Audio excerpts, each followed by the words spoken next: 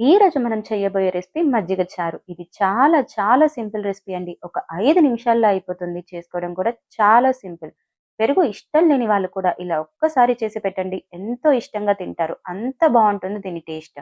ఇంకా ఆలస్యం చేయకుండా ఈ మజ్జిగ చారుని ఎలా చేసుకోవాలో ఈ వీడియోలో చూపించబోతున్నాను. సో, వీడియోని స్కిప్ చేయకుండా ఎండ్ వరకు చూసేయండి. నేను ఇక్కడ పెరుగు తీసుకున్నానండి. దీని మీద మీగడ ఏమీ లేదు. మీగడ కానీ ఉంటే పక్కకి తీసుకొని పెట్టుకోండి మీగడని సెపరేట్‌గా. దీనిలోకి ఇప్పుడు మీ రుచికి తగినట్టుగా సాల్ట్ వేసుకొని నీట్‌గా గడ్డలేమీ లేకుండా ఈ పెరుగుని చిలుక్కోవాలి. దీనిలోకి కొంచెం వాటర్ యాడ్ చేసుకోవాలి. ఒక హాఫ్ గ్లాస్ దాకా. నేనిక్కడ పెరుగు తీసుకున్నాను కాబట్టి వాటర్ యాడ్ చేశా. అదే మీరు గాని చిక్కటి మజ్జిగ తీసుకుంటే వాటర్ యాడ్ చేయాల్సిన అవసరం లేదు.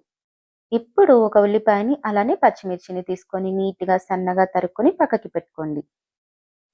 ఇప్పుడు తాలింపు కోసం ఏదైనా కడాయి పెట్టుకొని ఒక టేబుల్ స్పూన్ ఆయిల్ వేసుకోండి. ఎక్కువ ఆయిల్ ఏం అవసరం లేదండి దీనికి. ఆయిల్ కొంచెం హీట్ అయ్యాక హాఫ్ స్పూన్ ఆవాలు, హాఫ్ స్పూన్ జీలకర్ర, ఒక ఎండుమిర్చి, కొంచెం కరివేపాకు వేసుకొని ఒక నిమిషం పాటు వేయించుకోవాలి. తాలింపు వేగిన తర్వాత సన్నగా తరుకొని పెట్టుకున్న ఉల్లిపాయ అలాగే పచ్చిమిర్చి వేసుకొని జస్ట్ ఒక 3, 4 నిమిషాలు వేగితే సరిపోతుంది.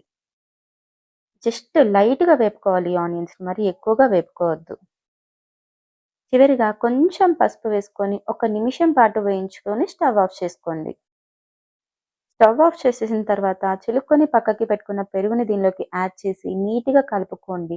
సాల్ట్ సరిపోకపోతే యాడ్ చేసుకోండి ఈ స్టేజ్‌లో. అంతే అండి. మన మజ్జిగ చారు రెడీ. బాడీకి చలవ చేసే ఈ మజ్జిగ చారు ఈ సమ్మర్ సీజన్‌లో అప్పుడప్పుడు చేసుకొని తినండి. టేస్ట్ చాలా బావుంటుంది.